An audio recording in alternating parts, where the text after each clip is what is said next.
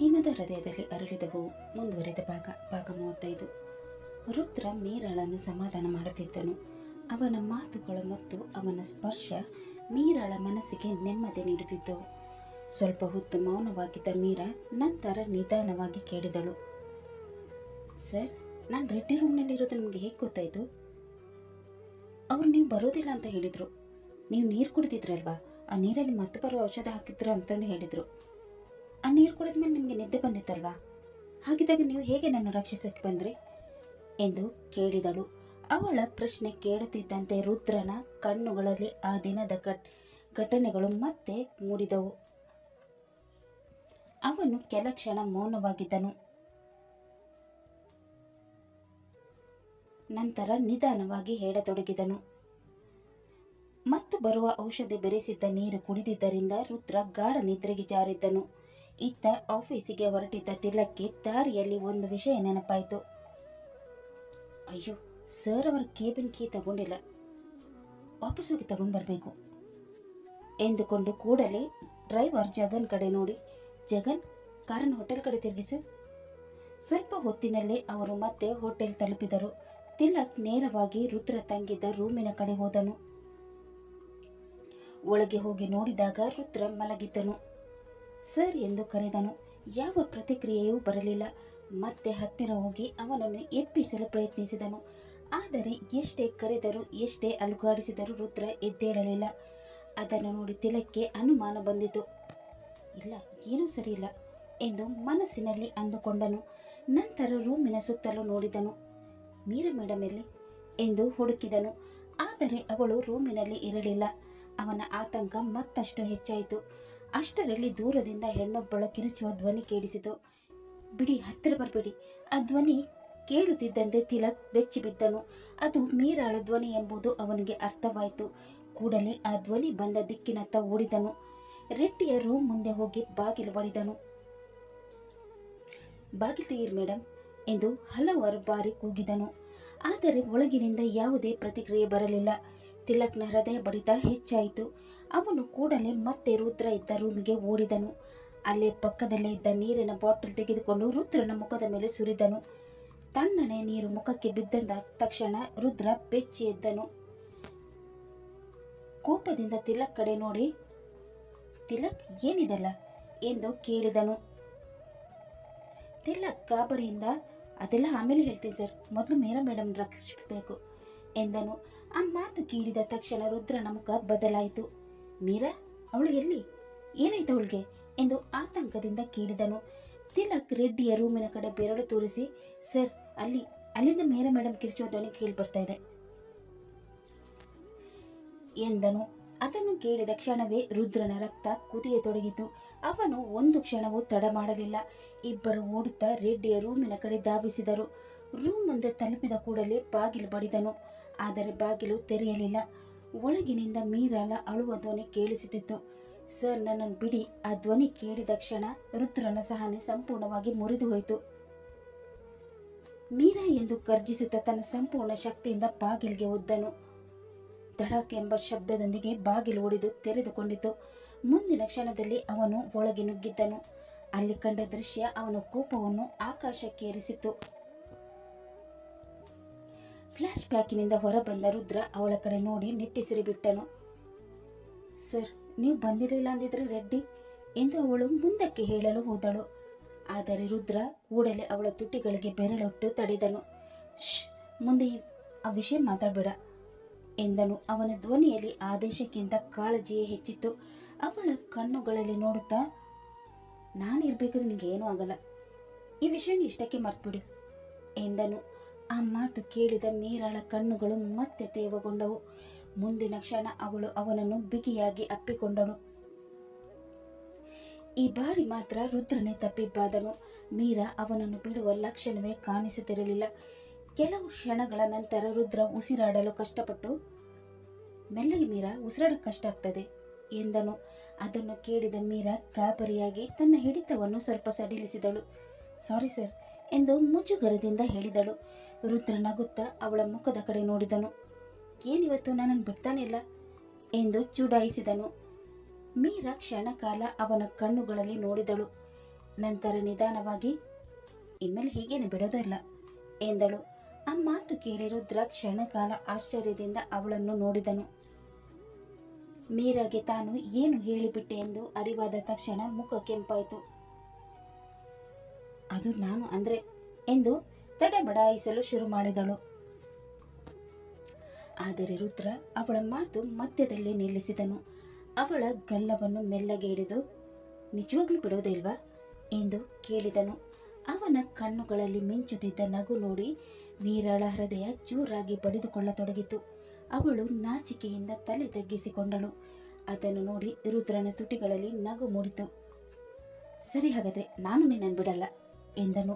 ಆ ಮಾತು ಕೇಳಿದ ಮೀರಾಳ ಮುಖದಲ್ಲಿ ಬಹಳ ದಿನಗಳ ನಂತರ ಒಂದು ನಿಜವಾದ ನಗು ಮೂಡಿತು. ಆ ನಗುವನ್ನು ನೋಡಿದ ರುದ್ರನ ಮನಸ್ಸಿನಲ್ಲಿ ಒಂದೇ ಒಂದು ಭಾವನೆ ಮೂಡಿತು. ಈ ನಗುವನ್ನು ನಾನು ಯಾವತ್ತೂ ಮಾಯವಾಗಲು ಬಿಡಬಾರ್ದು. ಮೀರಾ ಮತ್ತೆ ಅವನ ಎದೆಯ ಮೇಲೆ ತಲೆ ಇಟ್ಟು ನಿಧಾನವಾಗಿ ಮಾತನಾಡತೊಡಗಿದಳು. ಸರ್, ನೀವು ನನ್ನನ್ನು ಯಾವತ್ತೂ ಬಿಡಲ್ಲ ಅಲ್ವಾ ಎಂದು ಕೇಳಿದಳು. ರುದ್ರ ಅವಳ ಮುಖದ ಕಡೆ ನೋಡಿ, ಯಾಕೆ ಈ ಮಾತು ಎಂದನು. ಮೀರಾಳ ಕಣ್ಣುಗಳಲ್ಲಿ ನೋವು ಮೂಡಿತು. ಯಾಕಂದ್ರೆ ನಾನು ನಿಮ್ಮ ಎರಡನೇ ಹೆಂಡತಿ. ಲೋಕದ ದೃಷ್ಟಿಯಲ್ಲಿ ಮೊದಲನೇ ಹೆಂಡತಿಗೆ ಸಿಗೋವರು ಎರಡನೇ ಹೆಂಡತಿಗೆ ಸಿಗಲ್ಲ. ಹೋಗ್ತಾ ಹೋಗ್ತಾ ಯಾರಾದರೂ ಏನಾದರೂ ಅಂದರೆ ನೀವು ನನ್ನನ್ನು ಬಿಡಲ್ಲ ಅಲ್ವಾ ಎಂದು ಕೇಳಿದಳು. ಆ ಮಾತು ಕೇಳಿದ ರುದ್ರ ಅವಳ ಹಣೆಗೆ ಮೆಲ್ಲಗೆ ತಟ್ಟಿದನು. ಅಯ್ಯೋ ಹುಚ್ಚಿ, ನೀನನ್ನು ಬಿಡೋ ಮಾತೇ ಇಲ್ಲ. ನೀನೇ ನನ್ನ ಮುದ್ದೆ ಹೆಂಡತಿ. ಒಂದು ವೇಳೆ ನೀನು ನನ್ನನ್ನು ಬಿಟ್ಟರು ನಾನು ನಿನ್ನನ್ನು ಬಿಡಲ್ಲ. ಆ ಮಾತು ಕೇಳಿದ ಕ್ಷಣವೇ ಮೀರಾಳ ಮುಖ ಅರಳಿತು. ಅವಳು ಖುಷಿಯಿಂದ ಮತ್ತೆ ಅವನನ್ನು ಬಿಗಿಯಾಗಿ ಅಪ್ಪಿಕೊಂಡಳು. ಸರ್, ಇವತ್ತು ನನ್ನ ಜೊತೆಗೇನೆ ಇರಿ ಎಂದಳು. ರುದ್ರ ನಗುತ್ತಾ, ಆಫೀಸ್ಗೆ ಹೋಗ್ಬೇಕಲ್ವ ಮೀರಾ? ಇವತ್ತು ಹೋಗಬೇಡಿ, ಆಲ್ರೆಡಿ ಮಧ್ಯಾಹ್ನ ಮುಗೀತಾ ಬಂತು. ನನ್ನ ಜೊತೆಗೇನೆ ಇರಿ ಎಂದು ಮಗು ತರ ಹಠ ಹಿಡಿದಳು. ಅವಳ ಮುಖ ನೋಡಿ ರುದ್ರನಿಗೆ ನಗು ಬಂದಿತು. ಸರಿ, ನೀನು ಹೇಳಿದ ಮೇಲೆ ಮುಗೀತು. ಇವತ್ತು ನಿನ್ನ ಜೊತೆಲೇ ಇರ್ತೀನಿ ಎಂದನು. ಅದನ್ನು ಕೇಳಿ ಮೀರಾಳ ಸಂತೋಷಕ್ಕೆ ಪಾರವೇ ಇರಲಿಲ್ಲ. ನಾನು ನಿಮ್ಮ ತೊಡೆ ಮೇಲೆ ಮಲಗಲ ಎಂದು ಕೇಳಿದಳು. ಅದಕ್ಕೆ ಕೇಳ್ತೀಯ, ಮಲಗು. ಮೀರಾ ಕೂಡಲೇ ಅವನ ತೊಡೆಯ ಮೇಲೆ ತಲೆ ಇಟ್ಟು ಮಲಗಿದಳು. ಅವಳ ಮುಖದಲ್ಲಿ ಮಗುವಿನಂತಹ ಮುಗ್ಧತೆ ಕಾಣಿಸುತ್ತಿತ್ತು. ಸರ್ ಎಂದು ಕರೆದಳು. ನನ್ನ ತಲೆಯನ್ನು ಸವರಿ ನನ್ನ ಮಲಗಿಸಿ ಎಂದಾಗ ರುದ್ರ ಮೆಲ್ಲಗೆ ಅವಳ ಕೂದಲನ್ನು ಸವರುತ್ತಾ, ನೀನೇ ಚಿಕ್ಕ ಮಗುನಾ ಎಂದು ನಗುತ್ತಾ ಕೇಳಿದನು. ಮೀರಾ ಕಣ್ಣು ಮುಚ್ಚಿಕೊಂಡೆ, ನಿಮ್ಮ ಮುಂದೆ ನನ್ನ ಚಿಕ್ಕ ಮಗುನೇ ಸರ್. ಆ ಉತ್ತರ ಕೇಳಿ ರುದ್ರನ ತುಟಿಗಳ ಮೇಲೆ ಮೃದುವಾದ ನಗು ಮೂಡಿತು. ಅವನು ಅವಳ ಕೂದಲನ್ನು ಮೆಲ್ಲಗೆ ಸವರುತ್ತಿದ್ದನು. ಸ್ವಲ್ಪ ಹೊತ್ತಿನಲ್ಲೇ ಮೀರಾಳ ಉಸಿರಾಟ ಸಮತೋಲನಗೊಂಡಿತು. ಅವಳು ನಿದ್ರೆಗೆ ಜಾರಿದ್ದಳು.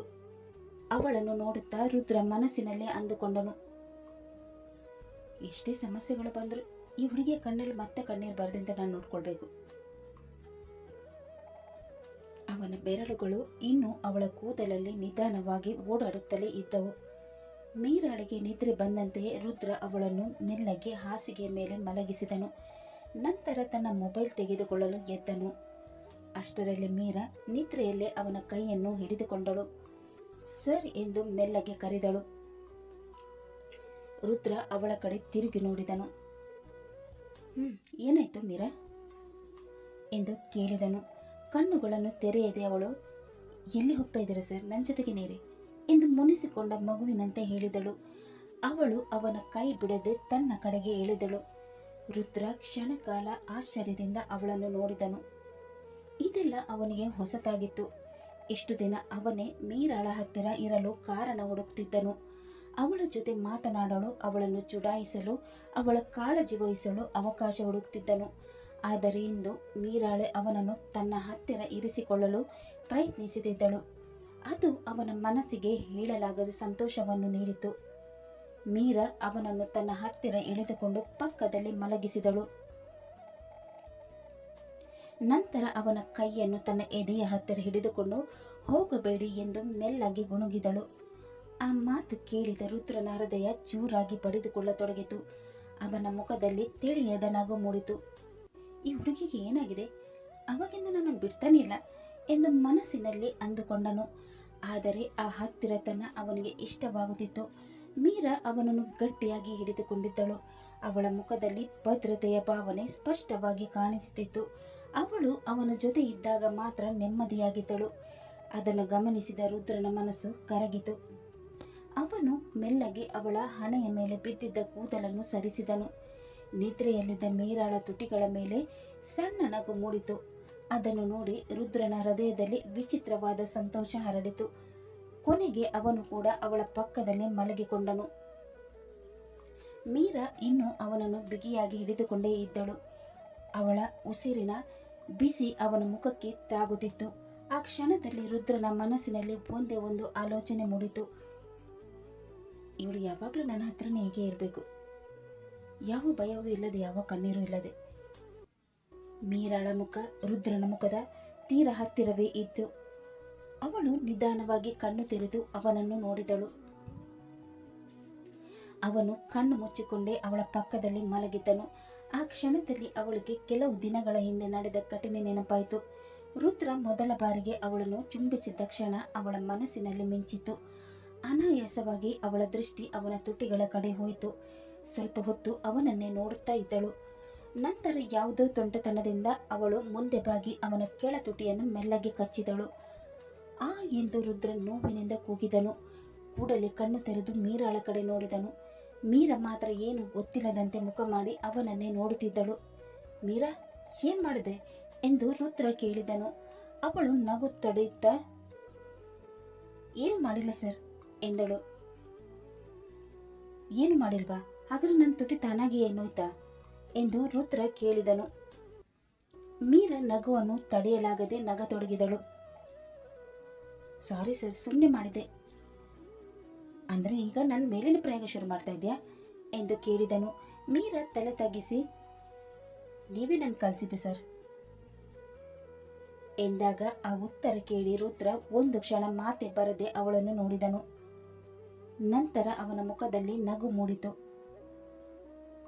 ಅಯ್ಯೋ ದೇವ್ರೆ, ಈ ಮೀರಾ ದಿನದಿಂದ ದಿನಕ್ಕೆ ತುಂಬಾ ತುಂಟಿ ಆಗ್ತಾ ಇದ್ದಾಳೆ ಎಂದು ಮನಸ್ಸಿನಲ್ಲಿ ಅಂದುಕೊಂಡನು. ಮೀರಾ ಅವನ ಭುಜದ ಮೇಲೆ ತಲೆ ಇಟ್ಟುಕೊಂಡು ನಗುತ್ತಿದ್ದಳು. ಅವಳ ಮುಖದಲ್ಲಿ ಬಹಳ ದಿನಗಳ ನಂತರ ನಿರಾಳವಾದ ಸಂತೋಷ ಕಾಣಿಸುತ್ತಿತ್ತು. ಅದನ್ನು ನೋಡಿದ ರುದ್ರನಿಗೂ ಮನಸ್ಸಿಗೆ ನೆಮ್ಮದಿ ಸಿಕ್ಕಿತು.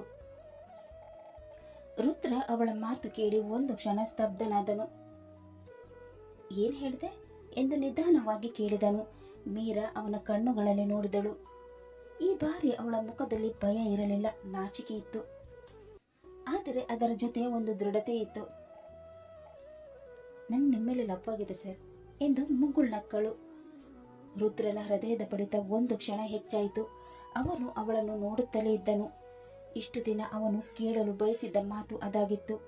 ಆದರೆ ಆ ಮಾತು ಹೀಗೆ ಈ ಕ್ಷಣದಲ್ಲಿ ಅವಳ ಬಾಯಿಯಿಂದ ಬರುತ್ತದೆ ಎಂದು ಅವನು ಊಹಿಸಿರಲಿಲ್ಲ. ಮೀರಾ ಎಂದು ಕರೆದನು. ನಿನ್ ಗೊತ್ತಿದೆಯಾ ನೀನೇನು ಹೇಳ್ತಾ ಇದೀಯಂತ? ಮೀರಾ ತಲೆ ಆಡಿಸಿದಳು. ಗೊತ್ತಿದೆ, ಮೊದಲು ನಿಮ್ ನೋಡಿ ಭಯ ಪಡ್ತಾ ಇದೆ, ನಂತರ ಗೌರವ ಬಂತು, ಆಮೇಲೆ ನಿಮ್ಮ ಮೇಲೆ ಕಾಳಜಿ ಶುರುವಾಯಿತು. ಇವತ್ತು ನೀನು ನನ್ನನ್ನು ಕಾಪಾಡಿ ನನ್ನ ನಂಬಿದಾಗ ಇಡೀ ಜಗತ್ತನ್ನು ಗೆದ್ದಷ್ಟು ಖುಷಿಯಾಗಿತ್ತು ನನಗೆ. ಅವಳ ಕಣ್ಣುಗಳಲ್ಲಿ ಕಣ್ಣೀರು ಮಿನುಗುತ್ತಿತ್ತು. ರುದ್ರ ಮೆಲ್ಲಗೆ ಅವಳ ಕೈ ಹಿಡಿದನು. ಹಾಗಾದ್ರೆ ಇಷ್ಟು ದಿನ ನನ್ನನ್ನು ಕೆಟ್ಟವನ ಅಂತ ಅಂದ್ಕೊಂಡ ಹುಡುಗಿ ಈಗ ನನ್ನನ್ನು ಪ್ರೀತಿಸ್ತಾ ಇದ್ದಾಳ ಎಂದು ಚುಡಾಯಿಸಿದನು. ಮೀರಾ ನಾಚಿಕೆಯಿಂದ ಅವನ ಎದೆಯ ಮೇಲೆ ಸಣ್ಣದಾಗಿ ಹೊಡೆದಳು. ಸರ್ ಎಂದಳು. ರುದ್ರ ನಗುತ್ತಾ ಅವಳ ಹಣೆಯ ಮೇಲೆ ಮೆಲ್ಲಗೆ ಮುತ್ತಿಟ್ಟನು. ಈ ದಿನಕ್ಕಾಗಿ ನಾನು ಎಷ್ಟು ದಿನ ಕಾಯಬೇಕಾಯ್ತು ಗೊತ್ತಾ ಎಂದು ಕೇಳಿದನು. ಮೀರಾ ಆಶ್ಚರ್ಯದಿಂದ ಅವನನ್ನು ನೋಡಿದಳು. ಅಂದ್ರೆ? ರುದ್ರ ಅವಳ ಕಣ್ಣುಗಳಲ್ಲಿ ನೋಡುತ್ತಾ,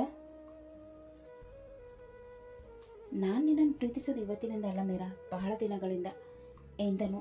ಆ ಮಾತು ಕೇಳಿದ ಮೀರಾಳ ಮುಖ ಸಂತೋಷದಿಂದ ಅರಳಿತು. ಅವಳು ಮತ್ತೆ ಅವನನ್ನು ಬಿಗಿಯಾಗಿ ಅಪ್ಪಿಕೊಂಡಳು.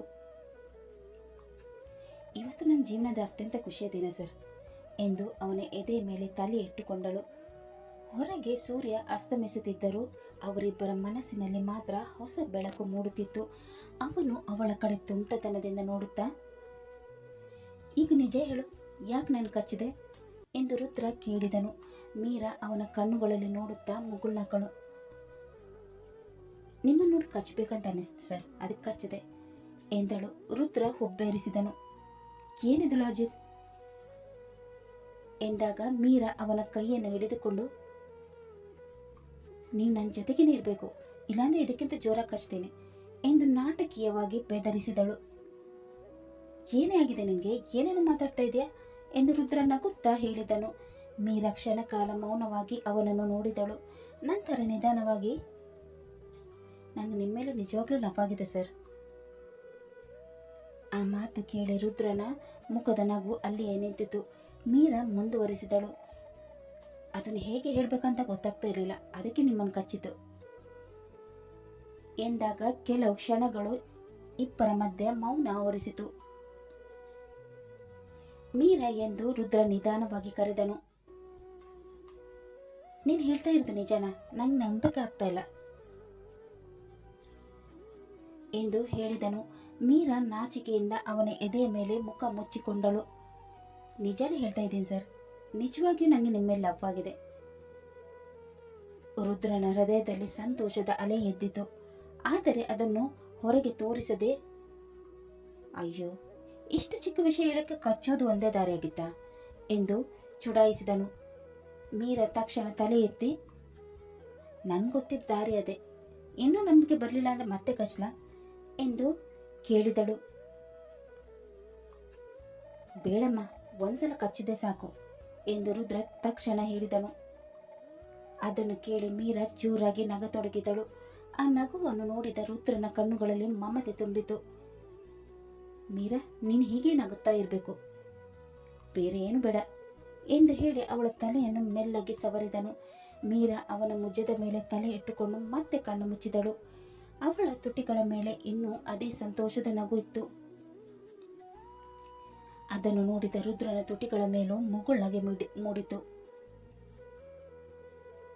ಅವನು ಮೆಲ್ಲಗೆ ಅವಳ ಕೂದಲನ್ನು ಸವರುತ್ತಾ ಮನಸ್ಸಿನಲ್ಲಿ ಅಂದುಕೊಂಡನು, ಮೀರಾ, ನಿನ್ನೆ ನಿಜವಾಗ್ಲೂ ನನ್ನ ಮೇಲೆ ಪ್ರೀತಿಯಾಗಿದೆ. ನಾನೇ ನನ್ನ ಪ್ರೀತಿಯನ್ನು ನಿನ್ನ ಹತ್ರ ಹೇಳ್ಕೊಳ್ಬೇಕು ಅಂತ ಅಂದ್ಕೊಂಡಿದ್ದೆ. ಎಷ್ಟು ಸಲ ಹೇಳಬೇಕಂತ ನಿರ್ಧಾರನೂ ಮಾಡಿದ್ದೆ, ಆದರೆ ಅದಕ್ಕಿಂತ ಮೊದಲು ನೀನೇ ಹೇಳಿಬಿಟ್ಟೆ ಅಂತ ಅಂದುಕೊಂಡನು. ಅವನ ಕಣ್ಣುಗಳಲ್ಲಿ ಖುಷಿ ಮಿನುಗಿತು. ಇವತ್ತು ನನಗೆ ಎಷ್ಟು ಖುಷಿ ಆಗ್ತಾ ಇದೆ ಗೊತ್ತಾ? ನನ್ನ ಜೀವನದಲ್ಲಿ ಎಷ್ಟು ಸಂತೋಷ ದಿನ ಮತ್ತೆ ಬಂದಿರೋಕ್ಕಿಲ್ಲ. ನೀನು ನನ್ನ ಜೀವನಕ್ಕೆ ಬಂದ ಮೇಲೆ ಎಲ್ಲವೂ ಬದಲಾಗ್ಬಿಟ್ಟಿದೆ ಎಂದು ಮನಸ್ಸಿನಲ್ಲಿ ಹೇಳಿಕೊಂಡನು. ಮೀರಾ ನಿದ್ರೆಯಲ್ಲಿ ಅವನ ಶರ್ಟ್ ಅನ್ನು ಬಿಗಿಯಾಗಿ ಹಿಡಿದುಕೊಂಡಿದ್ದಳು. ಅವಳು ತನ್ನನ್ನು ಎಷ್ಟು ನಂಬಿದ್ದಾಳೆ ಎಂಬುದು ಅವನಿಗೆ ಅರ್ಥವಾಗುತ್ತಿತ್ತು. ಆ ನಂಬಿಕೆಯನ್ನು ಯಾವತ್ತೂ ಮುರಿಯಬಾರದು ಎಂದು ಅವನು ನಿರ್ಧರಿಸಿದನು. ಇನ್ಮೇಲೆ ನಿನ್ನನ್ನು ಬಿಟ್ಟು ಎಲ್ಲೂ ಹೋಗಲ್ಲ, ನಿನ್ನ ಕಣ್ಣಲ್ಲಿ ಕಣ್ಣೀರು ಬರಲು ಬಿಡಲ್ಲ, ನಿನ್ನ ಜೊತೆಗೇನೆ ಇರ್ತೀನಿ. ಯಾರೇ ಬಂದರೂ, ಯಾವ ಸಮಸ್ಯೆ ಬಂದರೂ ನಿನ್ನನ್ನು ಕಾಪಾಡೋದು ನನ್ನ ಜವಾಬ್ದಾರಿ ಎಂದು ಮನಸ್ಸಿನಲ್ಲಿ ಪ್ರತಿಜ್ಞೆ ಮಾಡಿಕೊಂಡನು. ನಂತರ ಅವಳನ್ನು ಇನ್ನಷ್ಟು ಹತ್ತಿರಕ್ಕೆ ಎಳೆದುಕೊಂಡು ಅವಳ ಹಣೆಯ ಮೇಲೆ ಮೆಲ್ಲಗೆ ಮುತ್ತಿಟ್ಟನು. ಐ ಲವ್ ಯು ಮೀರಾ ಎಂದು ಅವಳಿಗೆ ಕೇಳಿಸಿದಂತೆ ನಿಧಾನವಾಗಿ ಹೇಳಿದನು. ಅವಳು ನಿದ್ರೆಯಲ್ಲಿ ಅವನ ಎದೆಯ ಮೇಲೆ ಇನ್ನಷ್ಟು ಹತ್ತಿರವಾಗಿ ಒರಗಿಕೊಂಡಳು. ಅದನ್ನು ನೋಡಿ ರುದ್ರನ ಮುಖದಲ್ಲಿ ತೃಪ್ತಿಯ ನಗು ಮೂಡಿತು. ಆ ಸಂತೋಷದ ಭಾವನೆಯಲ್ಲೇ ಅವನು ಕೂಡ ಅವಳನ್ನು ಬಿಗಿಯಾಗಿ ಅಪ್ಪಿಕೊಂಡು ಕಣ್ಣು ಮುಚ್ಚಿದನು. ಆ ದಿನದ ಎಲ್ಲ ಭಯ, ಗಾಬರಿ ಮತ್ತು ನೋವಿನ ನಂತರ ಮೊದಲ ಬಾರಿಗೆ ಅವರಿಬ್ಬರ ಮನಸ್ಸಿಗೂ ನಿಜವಾದ ನೆಮ್ಮದಿ ಸಿಕ್ಕಿತ್ತು. ಕತೆ ಮುಂದುವರಿಯುವುದು. ವಿಕ್ರಮ್ ಮತ್ತು ಇಶಿಕಾಳ ಕುತಂತ್ರದ ಮುಖವಾಡ ಕಳಚಿ ಬೀಳುತ್ತಾ ವರ್ಷಗಳಿಂದ ಮರೆಮಾಚಿದ್ದ ಸತ್ಯ ರುದ್ರನ ಮುಂದೆ ಬಯಲಾಗುತ್ತಾ, ಮೀರಾಳನ್ನು ನಾಶ ಮಾಡಲು ಹೆಣೆದ ಸಂಚು ಅವರಿಗೆ ಮುಳುವಾಗುತ್ತಾ, ಮೊದಲ ಬಾರಿಗೆ ಪರಸ್ಪರ ಪ್ರೀತಿಯನ್ನು ಅರಿತ ರುದ್ರ ಮೀರಾಳ ಸಂಬಂಧ ಯಾವ ಹೊಸ ತಿರುವು ಪಡೆಯಲಿದೆ? ಇನ್ನಷ್ಟು ರೊಮ್ಯಾಂಟಿಕ್ ಕ್ಷಣಗಳು, ಪ್ರೀತಿ, ಕಣ್ಣೀರು ಮತ್ತು ಸಸ್ಪೆನ್ಸ್ ತುಂಬಿದ ಕಥೆಯನ್ನು ಕೇಳಲು ಮುಂದಿನ ಸಂಚಿಕೆಯನ್ನು ತಪ್ಪದೆ ನೋಡಿ. ಅಲ್ಲಿ ತನಕ ಈ ಕಥೆ ನಿಮಗೆ ಇಷ್ಟವಾದಲ್ಲಿ ಲೈಕ್ ಮಾಡಿ, ಶೇರ್ ಮಾಡಿ ಮತ್ತು ಸಬ್ಸ್ಕ್ರೈಬ್ ಮಾಡೋದನ್ನು ಮಾತ್ರ ಮರಿಬೇಡಿ. ಹಾಗೆ ಇನ್ಸ್ಟಾಗ್ರಾಮಲ್ಲಿ ನಮ್ಮನ್ನು ಫಾಲೋ ಮಾಡೋದನ್ನು ಮರಿಬೇಡಿ. ಕತೆ ಹೇಗಿದೆ ಎಂದು ಕಮೆಂಟ್ ಬಾಕ್ಸಲ್ಲಿ ತಿಳಿಸಿ. ಮುಂದಿನ ಸಂಚಿಕೆಯಲ್ಲಿ ಮತ್ತೆ ಭೇಟಿಯಾಗೋಣ. ಧನ್ಯವಾದಗಳು.